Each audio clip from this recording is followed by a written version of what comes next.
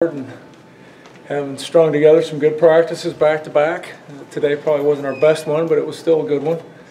And, I think our unit's making good progress, so happy with where we're at. We just got to keep on going.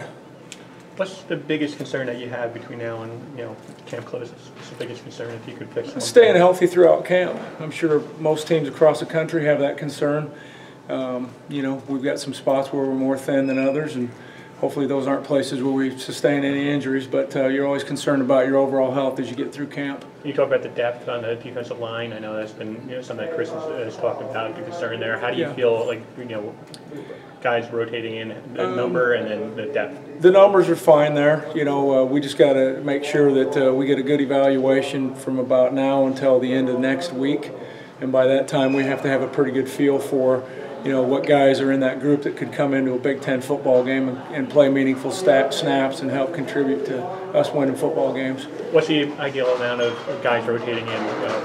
Well, you'd like to be too deep everywhere. At all the positions that we have, and if you're not, then you just got to come up with some other personnel combinations that give you an opportunity to still be competitive. So we have to have contingency plans ready if that's the case. I guess in that sense, linebackers, is that kind of the plan to offset some of the issues up front? Well, we already play with 4 linebacker types, as you know, counting that boundary overhang, defensive end / outside backer.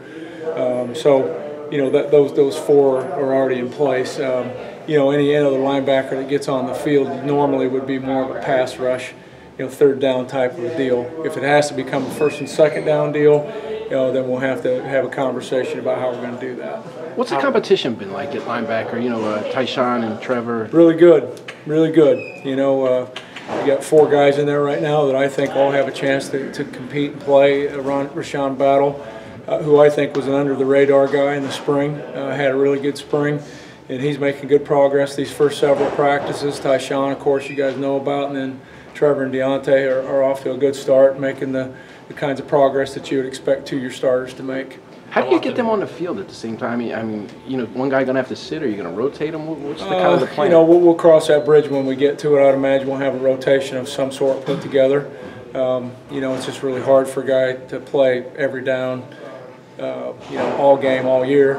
Eventually, somebody's either going to get worn down or hurt.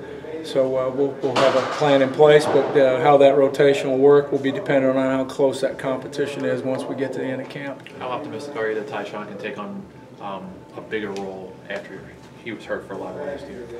Yeah, I mean, again, I'll go right back to what I said. I think his rotation, his role is going to be dependent on how big a gap, if there is one, between him and Trevor, or we may have to cross-train these guys too and have the third best guy become either a Michael or a Will, depending on an injury situation or what have you.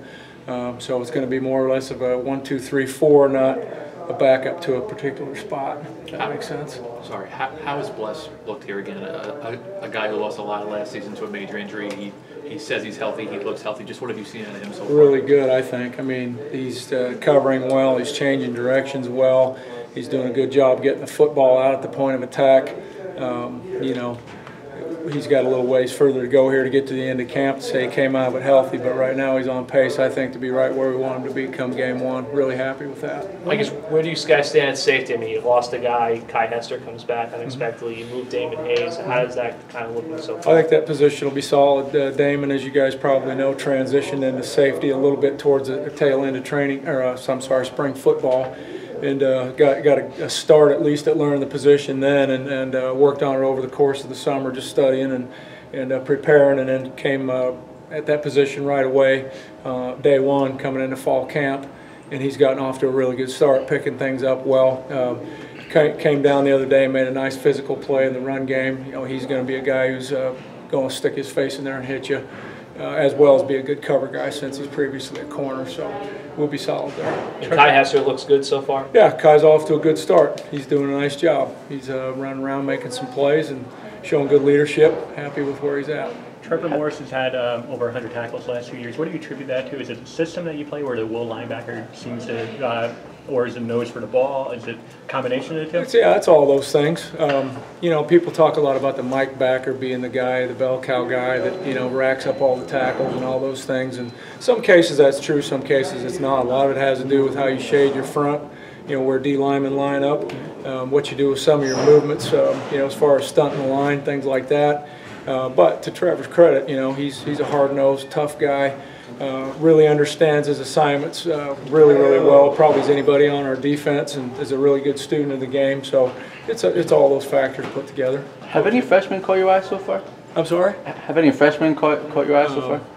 Yeah, I'm not going to start talking about them just yet because we're too early in the process, but I wouldn't be surprised if there will be some guys that wind up on the bus or the plane in backup roles, and who knows, maybe beyond that, but we'll see. And, certainly in the special teams area, I know that we'll always be, with the new red shirt rule and all that, be looking to whether or not we can utilize some of those guys. From a philosophy standpoint, how important is it to get pressure on the quarterback and disrupt them and maybe get more sacks? Critical, absolutely critical. We didn't have enough sacks last year.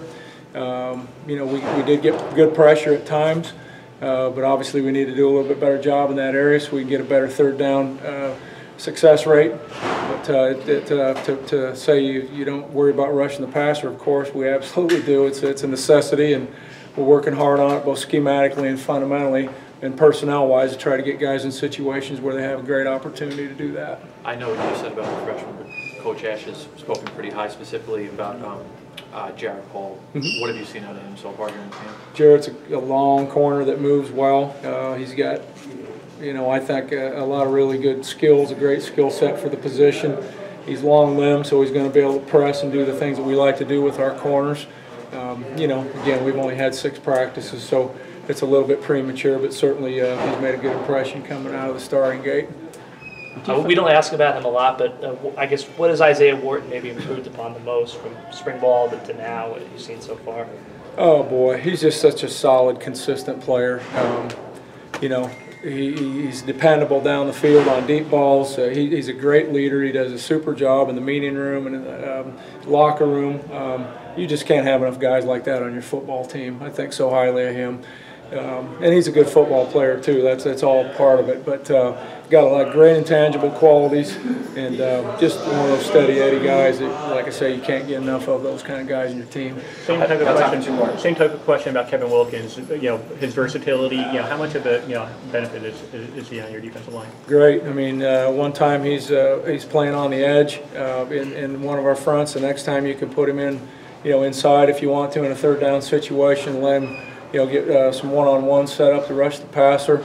Kevin's had a great start to this camp and made a lot of improvement, and really expect a good year from him. Just to go back to Wharton real quick, just how much does it benefit the young guys in the room to see a guy like Wharton who, he's played a lot of games, he's stayed healthy, and he's been here for a long time. It's huge. He knows the ropes. It's huge. It's everything. I mean, you've got to be able to see what it looks like to do things the right way. Yeah. And when you don't have that role model, you don't have that guy. Coach can stand up in the room and talk till he's blue in the face, but you can point to a guy in a chair and say, watch that guy.